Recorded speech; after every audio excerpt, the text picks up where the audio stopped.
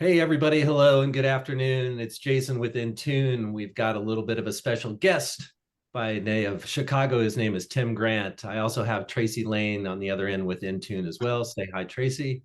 Hi, Tracy.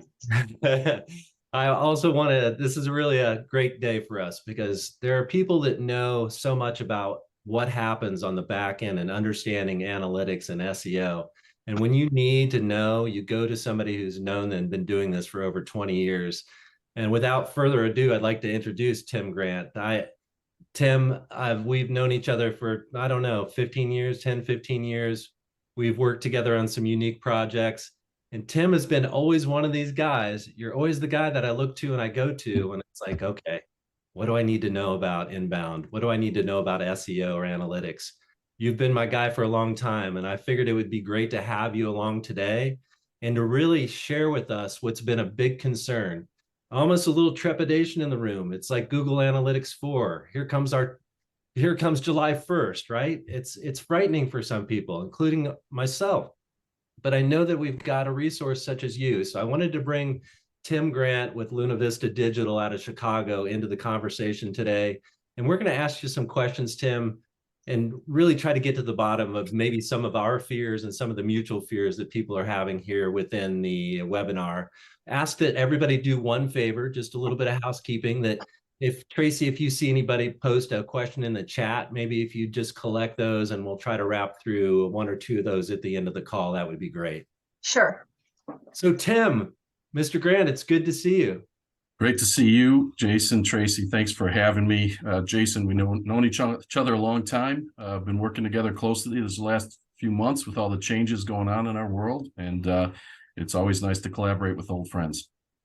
No kidding. And I think that it's probably the best thing to do is just to really kind of dive right into this. And, this is like, I don't want to be the fear monger per se, but, talk to me right now. What are some of the biggest complaints that GA4 that you're seeing about maybe some of the early on complaints from people who are in the trenches with Google Analytics 4? Yeah, I think the two big ones are number one, that your old data from UA is not transferring over to the new GA4, right? This is a new ground up software build that is adhering to privacy concerns and laws around the world.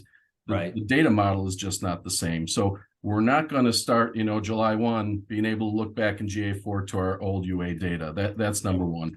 And then number two has been really the slow and frustrating rollout by Google. It's, they're building the plane as they fly it here. There's been a lot of talk about, people pounding their fists about features that are missing. And then next week, lo and behold, a feature like that appears. But there's still a lot of differences between the two platforms, and people are curious and at this stage a little frustrated that they haven't seen some of those features come through in GA4 yet.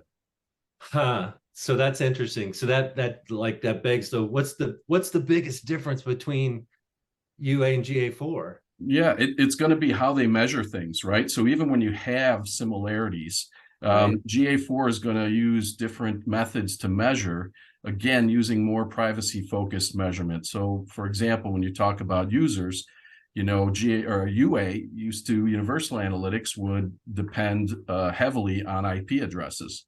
Okay. Well, that's just not something that's going to fit into the new privacy models. And so how we measure some of these things, even though the names may be the same, we may see some differences in numbers because GA4 is going to use different methods to do that. And for example, instead of IP addresses, it might be a device ID or other information that they've been able to kind of string together. So I think there's, even where we feel comfort in features that are the same from UA, there's going to be some differences, and there's going to be a pretty large learning curve for all of us, I think. So what do you think? From our conversations prior to this, it's like, this seems really event focused, right? Is that? Yeah, I would say, the old UA, we really focused on traffic and where people came from and how they, where they went.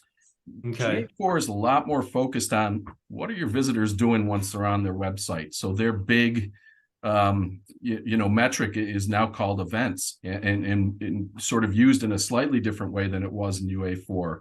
But everything is event based, and GA4 has a series of built-in events that it will track. But just like UA, we can add events and define those as conversions. So while yes, we can still look at our traffic and find out the traffic, that's not what's front and center on GA4. I think the other piece that's very important to note is that as more and more development around privacy is made across the internet, we are going to lose more and more of the data, especially in the area of attribution, right? We've already seen a lot of things broken from attribution over the last couple of years, whether it's the Facebook and an Apple issue or some other things. But I think it's going partially, the reasoning for GA4 to kind of push events to the forefront is that, attribution is going to be a tougher and tougher thing to measure moving forward, less and less accurate. Got it. And to that, right? It's the same challenge still exists within apps and attribution, right? For sure. If not even more so. Yeah. Even more so. Yeah. That makes my hand sweat a little bit. No. Well, it depends on whose app, right? So one of the beauties of GA4 is that it's trying to bring together all of a company's properties. So for example, one of the neat things is GA4 you'll use the same measurement and receive the same reporting if your company, if your business has an app and has a website. You can bring that reporting together seamlessly in GA4, which is pretty cool. And that's one of the nicer features, I think. But a company like mine may or may not have an app with their client base. That's one of those issues that excites some, but doesn't mean a lot to others. Got it. Luna Vista Digital app is probably in the works in the next year or so. For the last several years, it's been in the works. No, that's just a little barb. There's never enough time in the day as entrepreneurs, solopreneurs, young agency owners. We're drinking from the fire hose. I hate to use that analogy, but so true. Again, so true why I have you as my resource. So it's so awesome of you. So tell me this.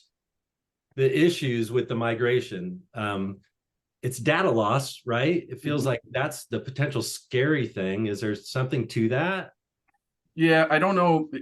Data loss, it's hard to say that it's lost. I mean, yes, it's lost to the individual business owners. And again, it's going to be based on the way that Google has changed their measurement techniques. Got it. The big thing is that, the one area where you can migrate in GA4 truthfully is with settings that you have in UA that are going to continue to be applicable in GA4. Okay, cool. Right. So that's one area. If you have certain settings set up, those types of settings can migrate over. Again, they're not bringing any data with it, and there's no back window to data. Your GA4 profile starts accruing data the day you set up your GA4 profile. Gotcha. So I'm moving forwards to move backwards. We talked about this as like a July 1st, right? UA is not sunsetting. They're not. Are we getting some time as business owners, as agencies? Is a July 1st a hard cutoff date for this? Well, what they're promising on July 1st is that UA is no longer going to start processing data, right? Okay. So you're going to start to see goose eggs, maybe some very small numbers winding down to goose eggs shortly after July 1st. And your GA4 profile will start picking up all that data.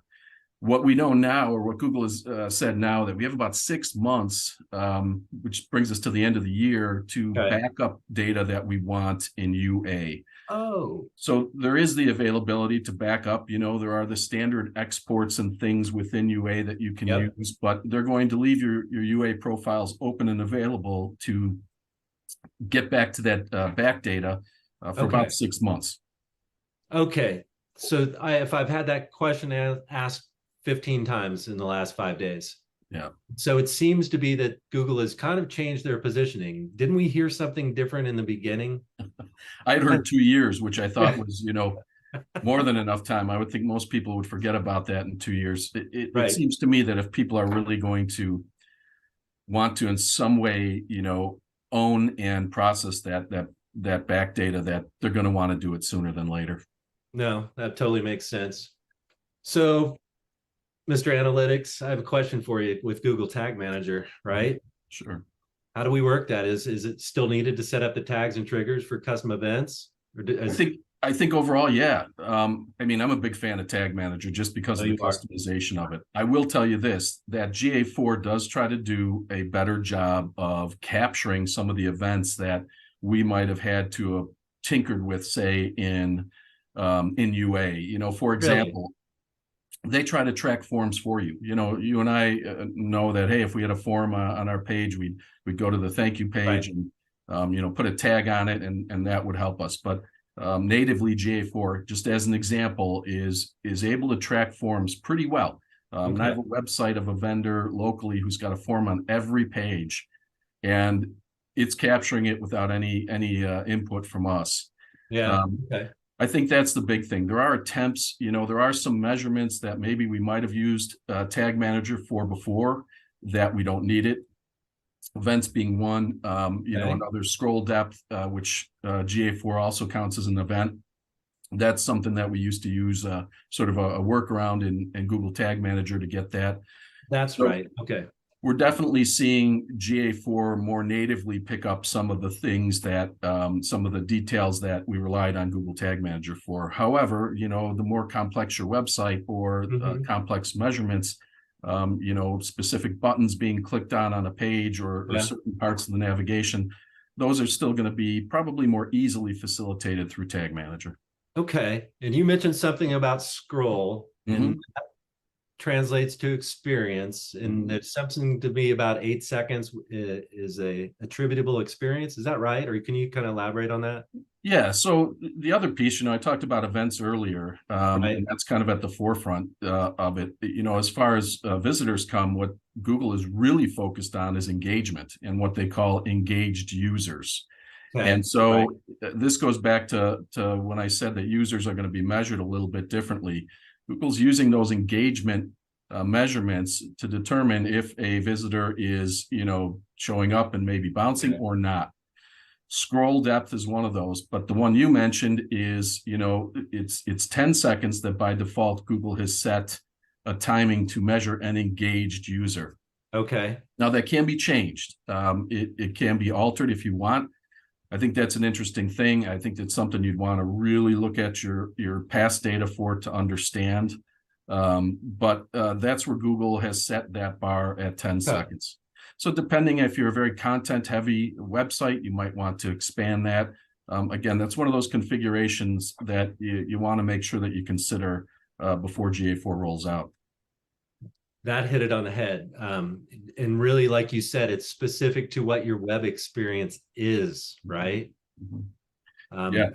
I'm a guy I've got, 40 or 50 tabs open, probably 2/3 of them been open for multiple days. Google natively stops counting you after 30 minutes, right? Yeah. But I gave them a 30-minute, time on page stat there. So Perfect. it's one of those things where it's more about the activities Yeah. on the website that defines this engagement. And, just on an interesting note, at first, bounce rate was a missing metric that many people, bang their head about. I know you and I were sort of cheering on the let's stop focusing on the negative.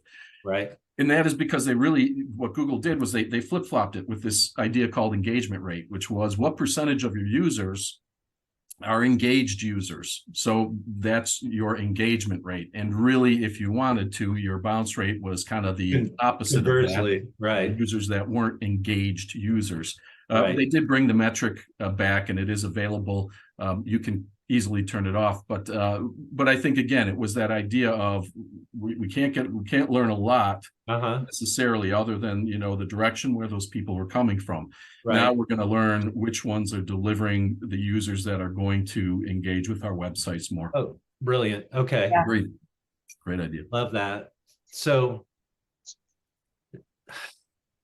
is there any one thing in GA4 that's really freaking you out, driving you crazy? Absolutely. This is a big one. Maybe there wasn't just one, but maybe there are many. Maybe your top 5.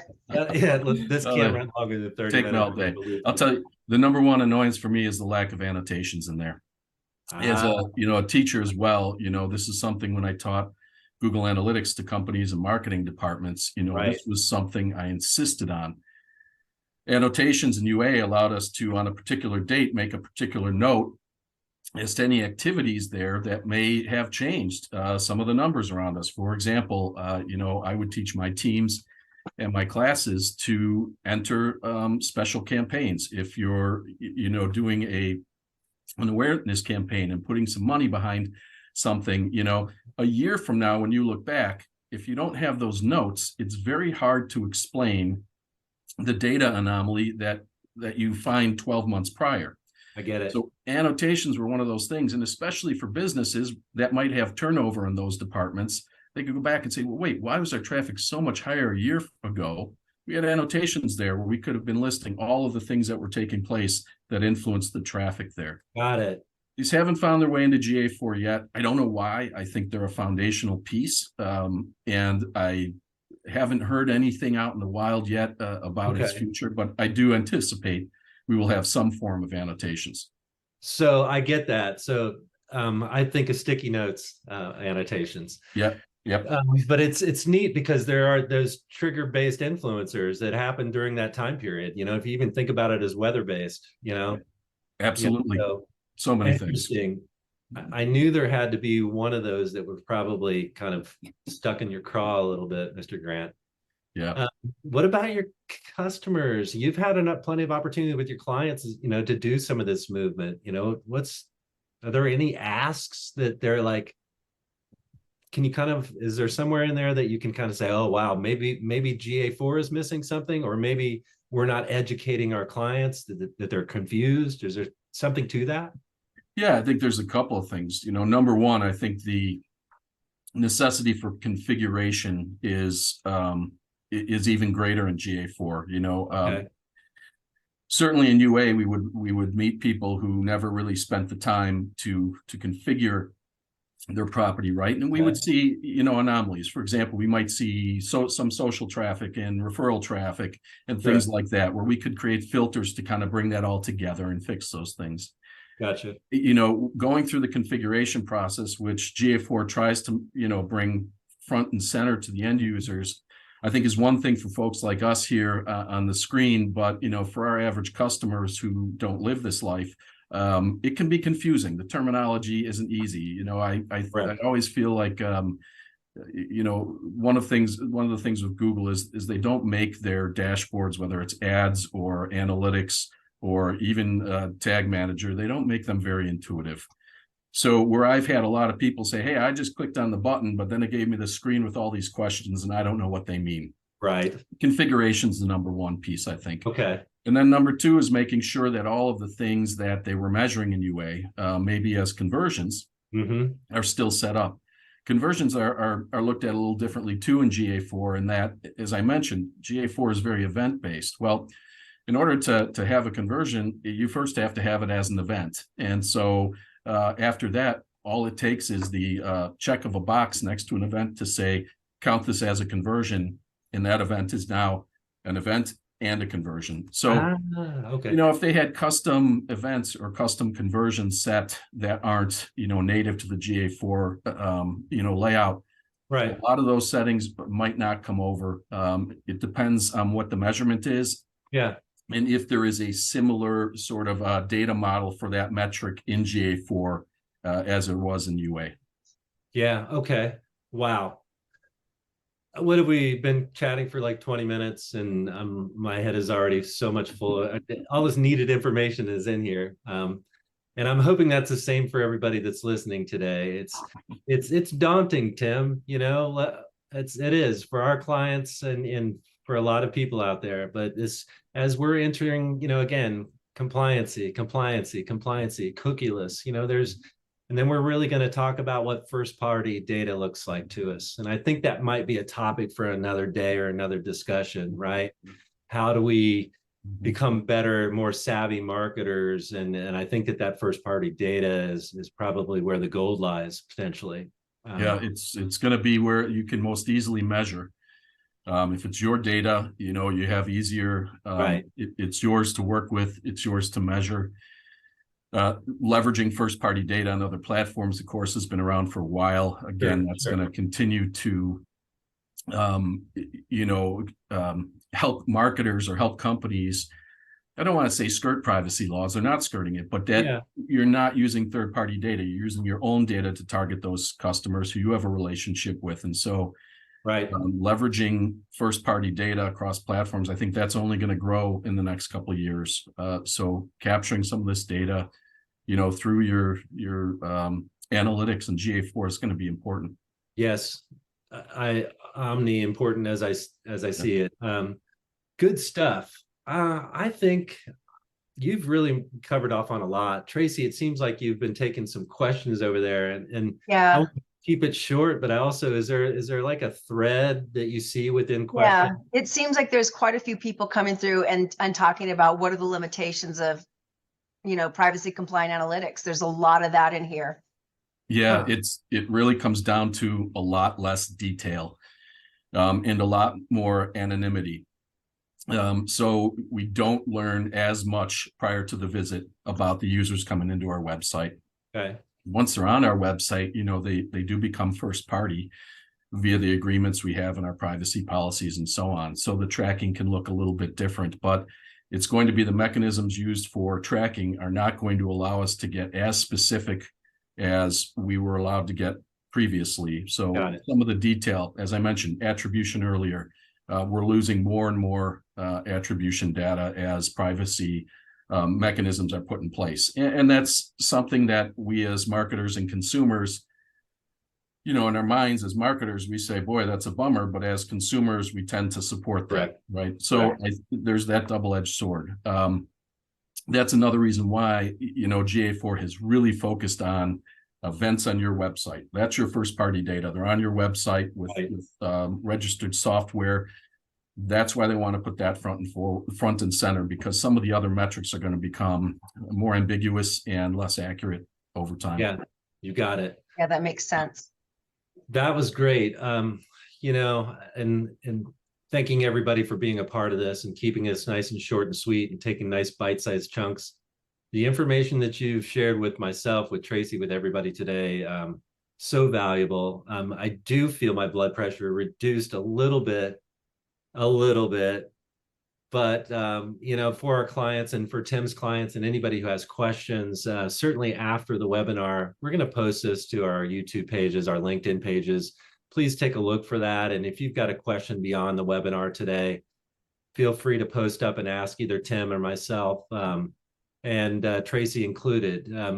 Tim Grant, it is a pleasure. I have, within our space, within what we've been doing in MarTech, what you've done especially, I probably could have spent 20 or 30 minutes pumping you up, because I'm pretty amazed of the things that you've been able to do. A bit of a pioneer and an evangelist for good things across digital strategy. So thank you. And thank everybody for being a part of this today. Again, subscribe. If you see us here on YouTube, please subscribe to our channel. Tim's channel is Luna Vista Digital. I'll have some information on that as well. So thank you 100% for your time, Tim and Tracy. Yes, thank you, Tim. We appreciate that. Tracy, Jason, thank you. It's always fun to work with you guys. Absolutely. No doubt. Thanks. All right.